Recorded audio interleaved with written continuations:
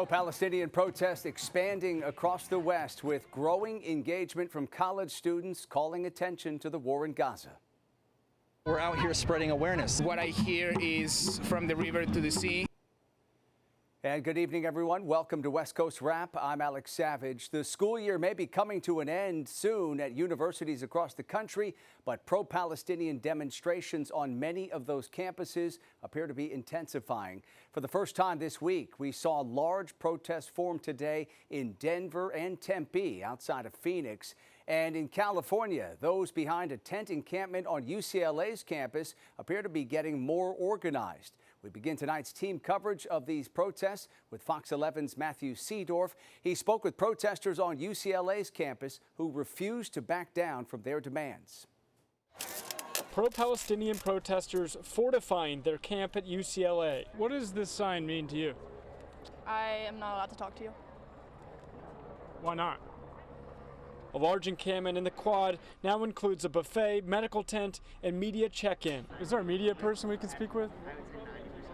Let me check. The camp surrounded by metal fencing and private security. We're really just trying to focus on our cause and get UCLA to divest. Organizers here setting up camp until the university divest any funds going to Israel. We have not heard from UCLA. The administration likes to play blind and deaf to our protests. The group chanting and making signs some view as offensive towards Jewish people. Do you denounce Hamas? Our concern and our priorities is the genocide happening in Gaza. So you can't denounce Hamas? Again, my concern and my priorities and my focus is on the genocide happening in Gaza. Outside the camp, counter-protesters supporting Israel. And we keep the Jews of Israel safe. Many of them also Jewish. I'm an alumni here. My brother goes here. He came home last night. He just didn't feel like he was on a peaceful, safe campus. Half of y'all not even students. Milagro Jones, a student wearing pink inside the camp, where demonstrators say he didn't have permission to be. Proving a point that if I'm a student, I can go anywhere on my campus I want to go. Protesters surrounding him and covering our camera on the ground. Skyfox above as eventually he sits down. Bro said, "You look Israeli." I'm like, I don't know if that's a compliment or an insult the way you saying it. You know what I'm saying? Are you trying to tell me I look good? UCLA staff members holding a banner outside the camp. I just don't want our students to be arrested en masse. A demonstration that could go on for days. And that was Fox 11's Matthew Seedorf reporting for us tonight from Los Angeles. Police officers arrested dozens of people, all taking part in new protests in Colorado today. Pro-Palestinian activists gathered on the Auraria campus in downtown Denver, which houses 3 separate universities. Some of the demonstrators set up tents on the campus, which has a no camping policy. Cameras captured the moment police officers lined up in the middle of that crowd. And according to school officials, those officers gave demonstrators written and verbal notices to disperse several times before they made arrests. Those who were arrested are facing trespassing charges tonight. In Arizona, police arrested 3 people during protests on the ASU campus in Tempe today. Fox 10's Lauren Clark reports Arizona Governor Katie Hobbs has reached out to the university, promising to help ensure a safe and secure campus environment. On Friday, dozens of students, alumni, and community members gathered on ASU's Old Main campus lawn in a pro-Palestine protest. It's sad what's happening in Gaza right now. Like, it's just on another level of being so terrible. Protesters with flags and signs in an encampment aiming to send a message. We're out here spreading awareness. We want America, ASU, our government, and the different schools around the nation to divest and stop investing in Israel in any shape, way, or form. The encampment catching the attention of ASU police, who placed a few protesters in handcuffs. It's really sad and upsetting and problematic of ASU to persist in doing this while they allow other things to persist on their own campus. While the university didn't tell Fox 10 how many people were arrested, it said in a statement that individuals were arrested for setting up an unauthorized encampment in violation of university policy and the ABOR student Student Code of Conduct, adding individuals found setting up encampments will be directed to dismantle them immediately, and failure to comply may result in arrest. A move supported by Jewish Arizona Democrat lawmaker Alma Hernandez, who wrote in an X statement in part, "While we are focused on finals, graduation, and Passover, this is the last thing we must worry about as Jewish students. I demand that all of our state universities uphold the ABOR Code of Conduct, act accordingly, and arrest those who don't comply." Their protest is all about the destruction of my country. ASU senior Isaac also showed up to the encampment with an Israeli flag to counter-protest. This is my university. I don't feel safe in my university, and I'm going to take a stand for those who are too scared to do it. And that was Fox 10's Lauren Clark reporting for us tonight from Arizona. A well-known author from California was among a group of American and Israeli rabbis protesting near the border with Gaza. They showed up in that region to demand a ceasefire and delivery of aid. Novelist Michael Chabon said his wife, author Ayelet Waldman, was among those arrested and later released. The organizers say the demonstration was in the spirit of Passover, celebrating food and freedom. And so at this point, to do this action now really resonates with the spirit of the season. Passover is the spirit Passover is the season of our liberation, and we want it to be a season of liberation for all people, because no people are free unless all people are free. UN officials say northern Gaza is heading toward famine right now, and they claim Israel has not allowed delivery of food and other critical aid to that region. In Colorado, a former paramedic who injected Elijah McClain with a powerful sedative has been sentenced to 4 years of probation. Jeremy Cooper had faced up to 3 years in prison after being found guilty of criminally negligent homicide during trial last year. Authorities say he administered a dose of ketamine to McClain after he was restrained by police officers back in 2019. The other paramedic in this case was sentenced to time in prison. Cooper spoke in court before today's sentencing as if he were speaking directly to McClain. I wish I wasn't standing here talking up to you, because that would mean you were here. There's so much I want to say to you. First, I want you to know how sorry I am that I couldn't save you.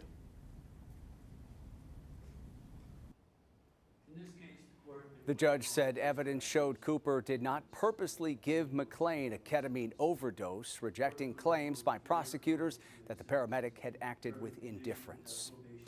3 Washington children, all of them under the age of 2, have overdosed on fentanyl in a 4-day period. One of those children has died. The overdoses happened across the city of Everett, which is north of Seattle. Fox 13's Frankie Thompson has a breakdown tonight of how cases of children exposed to fentanyl here in this country are climbing at an alarming rate. Detectives are being very careful not to release details too soon in each of the criminal investigations, but we do know Narcan was used to save at least 2 of the babies from dying of overdose. A lethal drug that has no limits and no boundaries, fentanyl is now getting into the hands of the youngest population. Obviously, it hits pretty hard when our most vulnerable are exposed to things like that. Officer C.J. Hawley says 3 babies, 13 months old and younger, were exposed to fentanyl at their homes in Everett. The 13-month-old died from an overdose, each case happening within 4 days. I have seen it happen, unfortunately, but 3 in the span of a few days is certainly unheard of for me. Though it's unheard of for Hawley, the U.S. Poison Center says children exposed to fentanyl is climbing at an alarming rate. In 2020, the agency says nationwide, 120 children ages 6 and under were exposed to fentanyl and jumped to 539 children in 2023. Researchers found 82% of those exposures happened at home, which Washington State Department of Health says is a concern locally. Unfortunately, we have been seeing increasing numbers of children exposed to fentanyl, particularly toddlers, children 2 and under, because it's at that age that they're most likely to accidentally swallow objects in their environment, including fentanyl pills that they might find on the floor. Officials say the two 6-month-olds were saved with Narcan, a brand of the naloxone medication used to reverse the symptoms of overdose and save lives. Holly says with the rise in fentanyl-related overdoses in Everett, he won't go on patrol without Narcan. And all emergency responders carry it, at least in this area, and I'd recommend anybody who could possibly be exposed to something like that carry it. Now, Everett Fire Department says it's a good idea for more people to start adding the life-saving medication to their first aid kit. Fire agencies are seeing greater calls with overdoses, and having bystanders who are supplied with Narcan can be the first responder on scene before our firefighters actually get there to start the process to reverse the overdose. Narcan and other naloxone brands are now available to buy over the counter. Some community organizations offer it for free, including training on how to administer it. Sometimes it takes 1 to 3 minutes or so for it to take effect. And then try to keep the person awake and breathing, and then lay them on their side to prevent choking and stay with the person until emergency assistance arrives.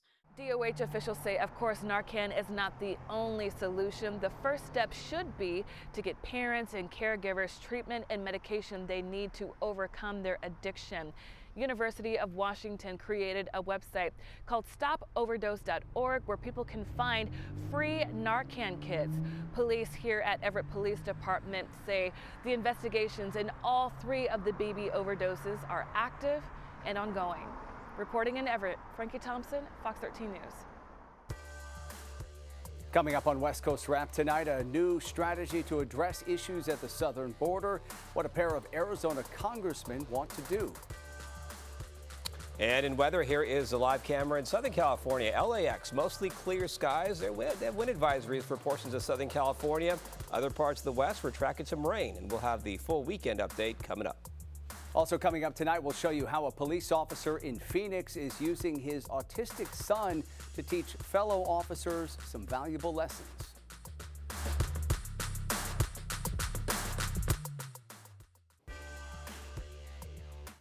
An image posted on social media shows damage to a Delta plane that was headed to Los Angeles today.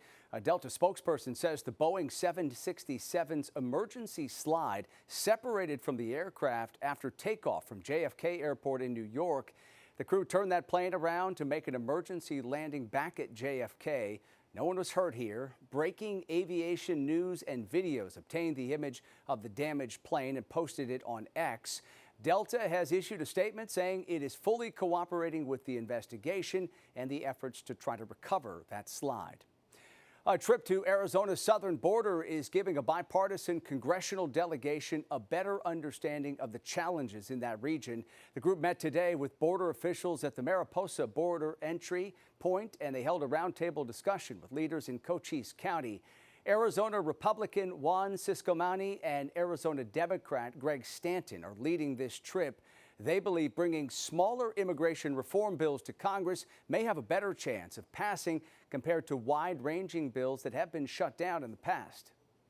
The HIRE Act that Congressman Ciscomani and I are working will become law. We are going to get that passed. That's a very positive law that will make it give more flexibility to the Border Patrol. They have a difficult time hiring new staff, particularly in the more rural areas. We're not waiting for the big package to be able to pass. We have to sometimes, it's one bite at a time, and that's one of the ways that we're approaching it.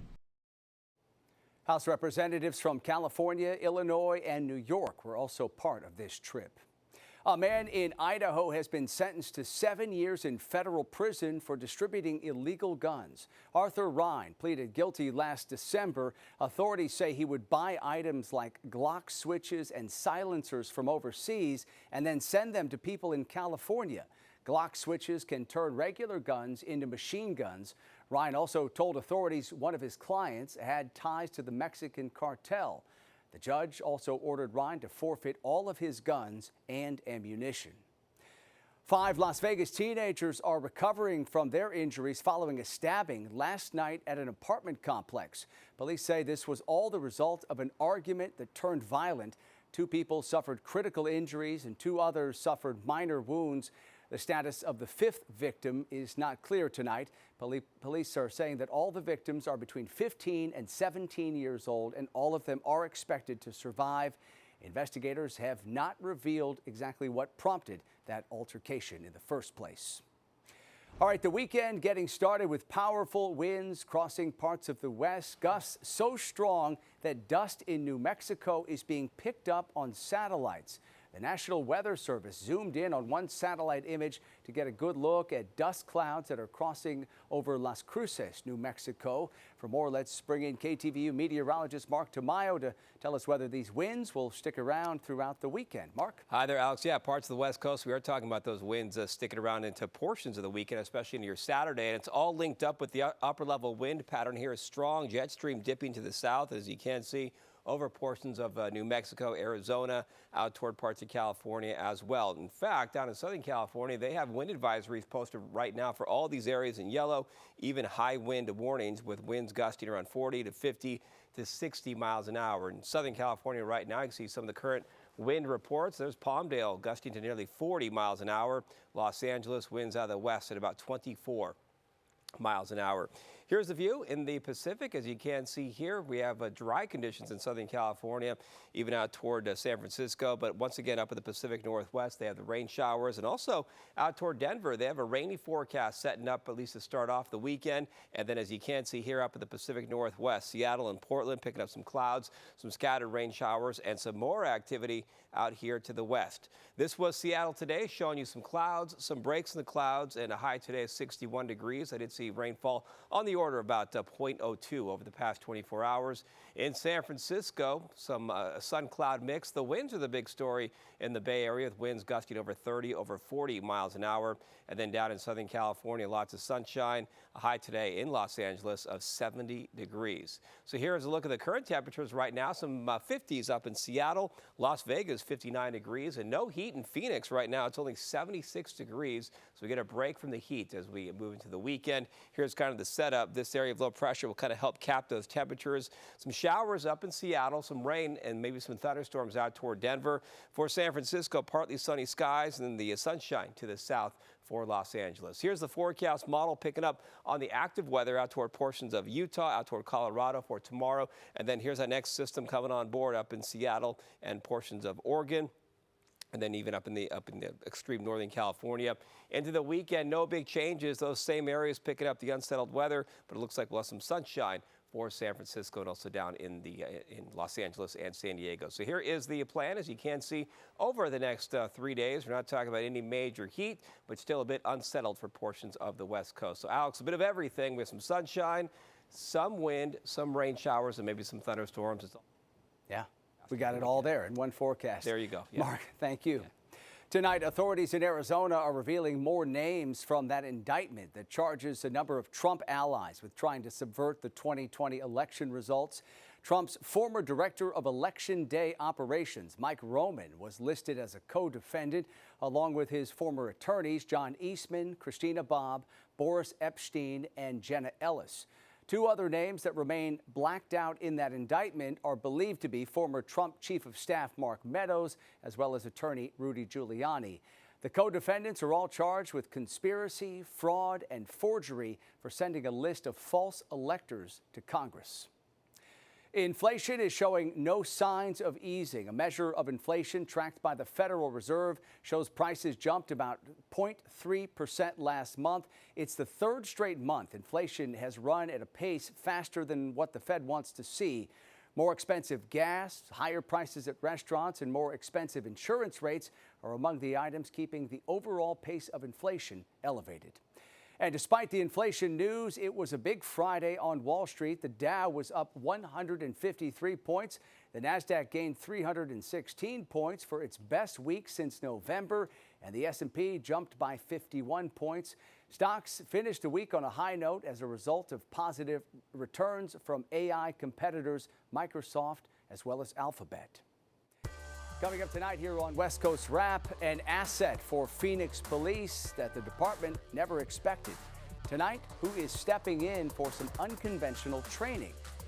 And a surprise Amazon shipment from Utah to California will introduce you to the cat that survived being accidentally boxed up.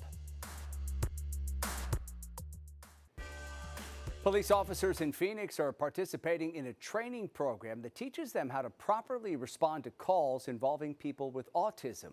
As Fox 10's Steve Nielsen reports tonight, one sergeant's son is key to this training. Is there a unit available for this Wolfberg call holding on the stack?